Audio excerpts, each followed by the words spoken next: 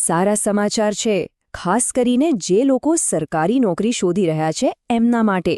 Central board of secondary education, જેને આપણે બધા સીબીએસઈ તરીકે ઓળખીએ છીએ, એણે 2025 માટે એક બહુ મોટી ભરતી બહાર પાડી છે. તો ચાલો આ જબરદસ્ત તક વિશે બધું જ વિગતે જાણીએ. ઘણા લોકોનું સપનું હોય છે કે એક સારી, સ્થિર સરકારી નોકરી મળે. વેલ, આ જાહેરાત એ સપનાને હકીકતમાં બદલવાનો એક મોકો છે. અને જુઓ, આ ખાલી એક જોબ નથી, આ તો કરિયર બનાવવાની વાત છે. તો ચાલો હવે સીધા મુદ્દા પર આવીએ. આ સીબીએસઈ ભરતી 2025 છે શું? અને એમાં શું ખાસ છે? ચાલો જોઈએ. ઓકે, તો સૌથી પહેલાં એ સમજીએ કે સીબીએસઈ છે શું. જુઓ, આ કોઈ નાની સૂની સંસ્થા નથી. આ ભારત સરકારના શિક્ષણ મંત્રાલય હેઠળ કામ કરે છે. એકદમ પ્રતિષ્ઠિત ઓર્ગેનાઇઝેશન છે. એટલે અહીંયા નોકરી મળવી એ પોતે જ એક ગૌરવની વાત છે, ખરું ને? અને આ ભરતીનો હેતુ પણ એ જ છે કે બોર્ડનું કામકાજ હજી વધુ સ્મૂધ અને અસરકારક બને.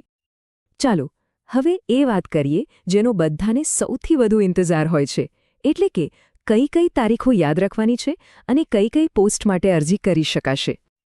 ઓકે, તો આ તારીખો ખાસ નોંધી લેજો.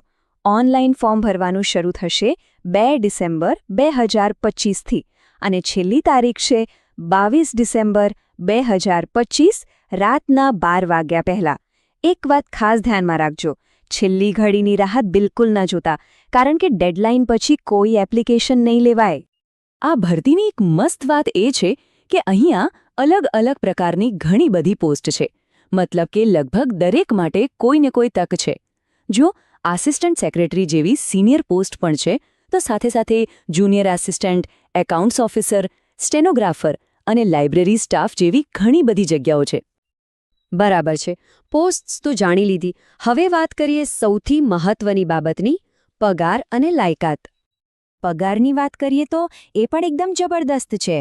અહીં કેન્દ્ર સરકારના નિયમો પ્રમાણે સેલેરી મળશે, એટલે કે સારો એવો બેઝિક પે, પ્લસ મોંઘવારી ભથ્થું, ઘરભાડા ભથ્થું, આ બધું જ મળશે. ટૂંકમાં ફાઇનાન્શિયલ સિક્યુરિટી એકદમ પાક્કી. ઓકે, હવે ઉંમરની વાત. અરજી કરવા માટે મિનિમમ એજ 18 વર્ષ છે. હા, પણ દરેક પોસ્ટ માટે જે મેક્સિમમ એજ લિમિટ છે એ અલગ અલગ હોઈ શકે છે. એની ચોક્કસ માહિતી માટે ઓફિશિયલ નોટિફિકેશન જોવું પડશે. અને હા, એક સારી વાત એ પણ છે કે સરકારી નિયમ મુજબ જે અનામત કેટેગરીના ઉમેદવારો છે, જેમ કે એસસી, એસટી, ઓબીસી, એમને ઉંમરમાં છૂટછાટ પણ મળશે. એટલે બધાને સમાન તક મળે એનું ધ્યાન રાખવામાં આવ્યું છે. હવે ભણતરની વાત કરીએ તો અહીંયા પણ ઓપ્શન્સ છે. કેટલીક મોટી પોસ્ટ્સ માટે પોસ્ટ ગ્રેજ્યુએટ ડિગ્રી જોઈએ, તો અમુક માટે ગ્રેજ્યુએશન. અને કેટલીક પોસ્ટ માટે તો 12મું પાસ પણ ચાલે.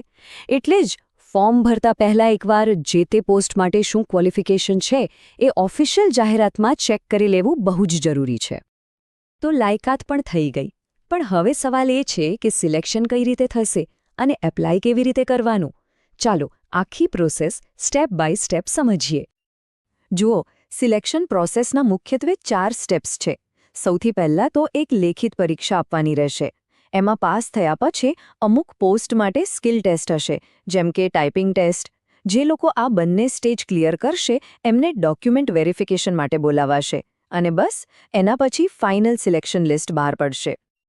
એપ્લાય કરવાની પ્રોસેસ એકદમ સિમ્પલ અને ઓનલાઈન છે. બસ સીબીએસઈની ઓફિશિયલ વેબસાઇટ પર જવાનું છે. ત્યાં ઓનલાઈન ફોર્મમાં બધી ડિટેલ્સ, એટલે કે પર્સનલ અને એજ્યુકેશનલ, બરાબર ભરવાની છે. અને પછી જે પણ ડોક્યુમેન્ટ્સ માગ્યા હોય એની સ્કેન કોપી અપલોડ કરી દેવાની. હા, એક વાતનું ખાસ ધ્યાન રાખજો કે ફોર્મ ભરતી વખતે કોઈ ભૂલ ના થાય.